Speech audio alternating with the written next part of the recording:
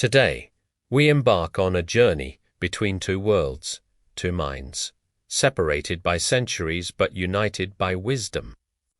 Through to remarkable figures, Imam Ali ibn Abi Talib, the first caliph of Islam, and Roger Fisher, the Harvard professor who co-authored the groundbreaking book, Getting to Yes *. How could a leader from 7th century Arabia and a 20th century American academic share a common message?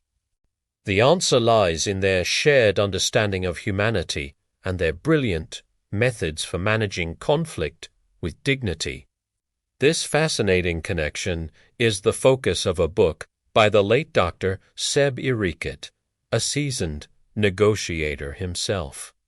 He argues that Imam Ali's approach to dialogue and justice wasn't just a historical footnote. It was a masterclass in negotiation that predates modern theories by over 1,000 years. Dr. Irekat's book presents negotiation from two powerful perspectives. First, there's the divine guidance embodied by Imam Ali. Irikat reminds us that the Imam wasn't merely a political or military leader. He was a walking school of human understanding, a man who taught how to balance immense power with unwavering justice. For him, negotiation was never a sign of weakness. Instead, it was the intelligent application of strength through fairness. His objective was never personal victory or humiliating an opponent. It was always about preserving truth, upholding principles, and protecting the dignity of the community. Irikat brings this to life with powerful examples. Think of Imam Ali's dialogues during the critical arbitration with Muawiyah, or his patient discussions with the Qawari, a group that had turned against him. He constantly called for reason to triumph over anger. One of his most profound statements, which Irikat highlights as the foundation of all successful negotiation, is this: people are of two kinds, either your brothers in faith or your equals in humanity. This single line changes everything. It forces you to recognize the humanity of the other side, even in the fiercest disagreement. Imam Ali negotiated not to win arguments, but to protect principles, calm chaos, and restore justice. Roger Fisher, a Harvard Law School professor, founded the world-renowned Harvard Negotiation Project. He introduced a framework that has become the global standard for conflict resolution. His method is built on for simple but revolutionary principles. First, separate the people from the problem.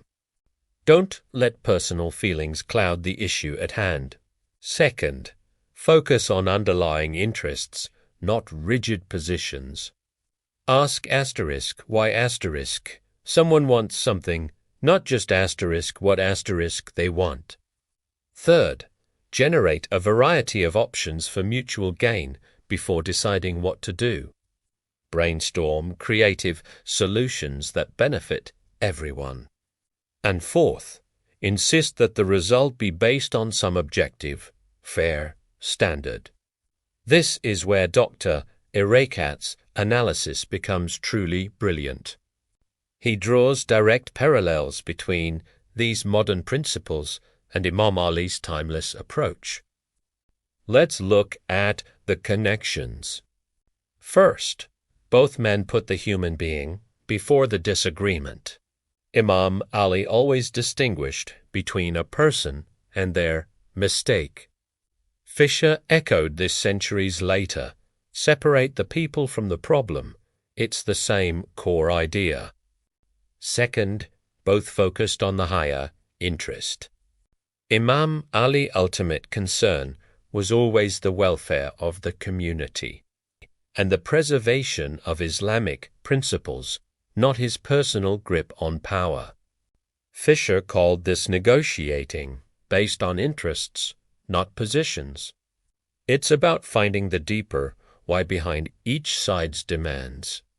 Third, both sought fair, balanced solutions built on objective criteria.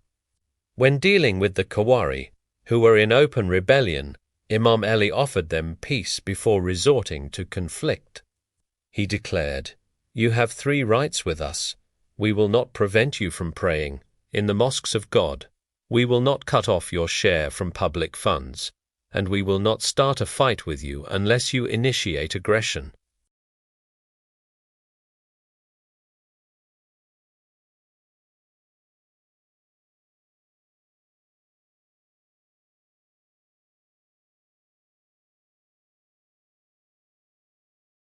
The difference isn't in the tools they used, but in the source of their guidance. Ali connected politics with conscience. Fisher connected it with rationality. Yet, on the most important point, they completely agreed. Dialogue is always stronger than confrontation. Dr. Iriket argues that Imam Ali's approach offers a balance that modern politics desperately needs: a harmony between divine principles and human reality, between heaven and earth. He often cites Imam Ali's famous letter to his governor in Egypt, Malik al-Ashtar. In it, the Imam wrote, "Let your heart overflow with mercy, love, and kindness for your people," to Iriket.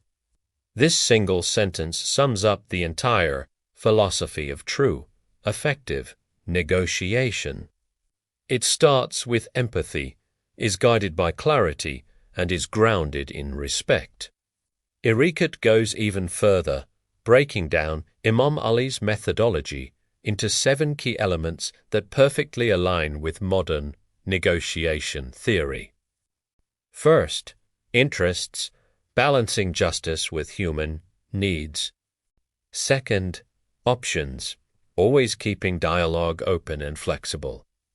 Third, legitimacy, ensuring every outcome is morally sound and just. Fifth, commitment, remaining firm on principles but flexible on details, avoiding stubborn ego.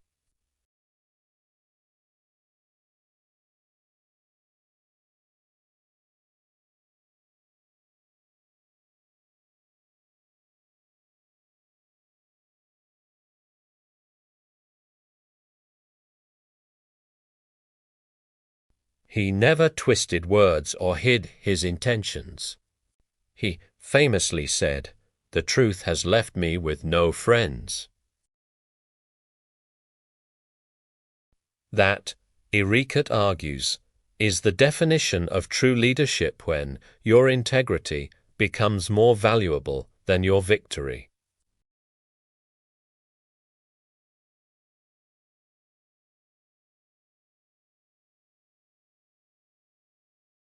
He reminds us that no civilization built purely on force has ever lasted. Only those founded on justice and dialogue have endured through time. The book, * Negotiation Elements between Imam Ali and Roger Fisher * is more than a historical comparison. It's a profound lesson in humanity. It teaches us how to stand, and most importantly, how to sin wisdom. As Dr. Iriket beautifully concludes, Imam Ali did not negotiate for power, he negotiated for value, and when a society loses its values, it begins to crumble. Perhaps the future of our world and the key to resolving its many conflicts lies in combining the spiritual depth of Imam Ali with the rational methods of Roger Fisher. A balance between the soul and the mind. Only then can our dialogue become more than just words. It can become a bridge between hearts. Thank you so much for joining me on this exploration today. If you found this topic as fascinating as I do, please like, share, and subscribe for more deep dives into history philosophy, and wisdom. See you next time.